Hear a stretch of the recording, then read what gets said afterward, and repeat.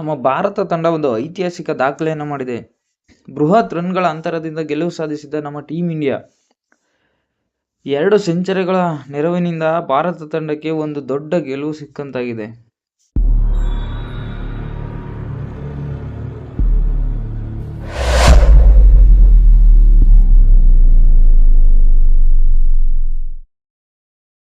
ಸ್ನೇಹಿತರೆ ನಮಸ್ಕಾರ. ನೀವು ನೋಡ್ತಿದ್ದೀರಾ ರಾಕಿ ಟಾಕ್ ಯೂಟ್ಯೂಬ್ ಚಾನಲ್. ನಾನು ನಿಮ್ಮ ಪ್ರೀತಿಯ ರಾಕಿ.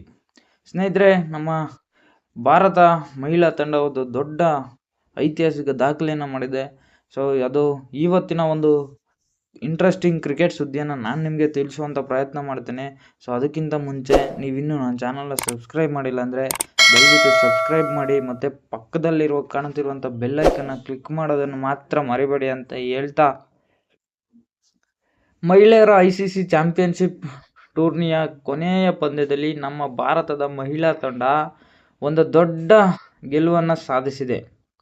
ಸೊ ಐರ್ಲೆಂಡ್ ತಂಡದ ವಿರುದ್ಧ ಈ ಒಂದು ಪಂದ್ಯ ನಡೀತು. ಐರ್ಲೆಂಡ್ ತಂಡ ಕೇವಲ 131 ರನ್ಗೆ ಆಲ್ಔಟ್ ಆಗುವ ಮೂಲಕ ನಮ್ಮ ಭಾರತ ತಂಡ 304 ರನ್ಗಳ ಅಂತರದಿಂದ ಗೆಲುವನ್ನು ಪಡೆದು ಸಂಭ್ರಮಿಸಿದೆ. ಸೊ ಈ ಮೂಲಕ ಸೀರೀಸನ್ನು 3-0 ಅಂತರದಿಂದ ಗೆದ್ದು ಭಾರತ ತಂಡ ಟ್ರೋಫಿ ತನ್ನದಾಗಿಸಿಕೊಂಡಿದೆ. ಸೊ ರಾಜ್ಕೋಟ್ನ ನಿರಂಜನ್ ಶಾ ಸ್ಟೇಡಿಯಂನಲ್ಲಿ ನಡೆದ ಮಹಿಳಾ ಏಕದಿನ ಪಂದ್ಯದಲ್ಲಿ ನಮ್ಮ ಟೀಮ್ ಇಂಡಿಯಾದ ನಾಯಕಿ ಸ್ಮೃತಿ ಮಂಧಾನ ಟಾಸ್ ಗೆದ್ದು ಬ್ಯಾಟಿಂಗನ್ನು ಆಯ್ಕೆ ಮಾಡಿಕೊಂಡಿದ್ರು. ಸೊ ಓಪನರ್ ಆಗಿ ಸ್ಟಾರ್ ಆಟಗಾರ್ತಿ ಸ್ಮೃತಿ ಮಂಧಾನ ಹಾಗೂ ಪ್ರತೀಕಾ ರಾವಲ್ ಅವರ ಅಮೋಘ ಶತಕದ ನೆರವಿನಿಂದ ಟೀಮ್ ಇಂಡಿಯಾ 50 ಓವರ್ಗಳಲ್ಲಿ ಕೇವಲ 50 ವಿಕೆಟ್ಗೆ 435 ರನ್ಗಳ ಒಂದು ಬೃಹತ್ ಮೊತ್ತದ ರನ್ ಕಲೆ ಹಾಕಿತ್ತು. ಸೊ ಈ ಒಂದು 435 ರನ್ನು ಒಂದು ದಾಖಲೆಯನ್ನು ನಿರ್ಮಿಸಿದೆ. ಸೊ ನಮ್ಮ ಇಂಡಿಯಾದ ವುಮೆನ್ಸ್ ಟೀಮು ಒಂದು ಅಮೋಘವಾದ ದಾಖಲೆಯನ್ನು ಸೃಷ್ಟಿಸಿದೆ. 435 ರನ್ಗಳನ್ನು, ಅತಿ ಹೆಚ್ಚು ರನ್ಗಳನ್ನು ಬಾರಿಸಿರುವಂಥ ನಮ್ಮ ಮಹಿಳಾ ತಂಡ ಭಾರತ ತಂಡ ಆಗಿದೆ.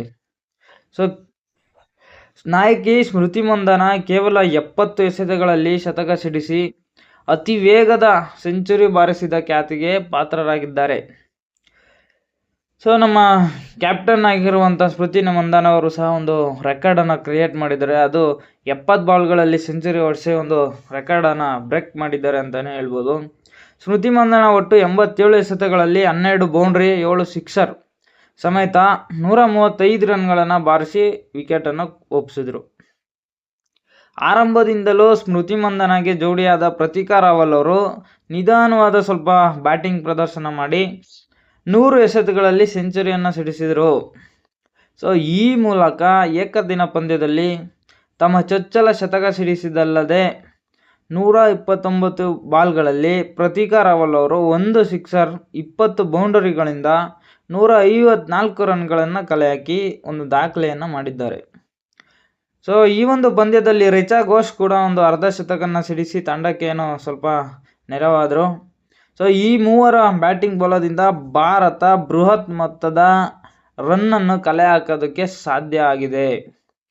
ಸ್ನೇಹಿತರೆ, ಸೊ ಈ ಒಂದು ಏಕದಿನ ಪಂದ್ಯದಲ್ಲಿ ಆಲ್ಮೋಸ್ಟ್ ನಾವು ಒಂದು 350 ಅಥವಾ ಒಂದು 380, 390 ರನ್ನು ನೋಡಿರ್ತೀವಿ. ಆದರೆ ನಮ್ಮ ಮಹಿಳಾ ತಂಡ ಏನು 435 ರನ್ಗಳನ್ನು ಬಾರಿಸುವ ಮೂಲಕ ಒಂದು ದೊಡ್ಡ ದಾಖಲೆಯನ್ನು ಸೃಷ್ಟಿ ಮಾಡಿದೆ.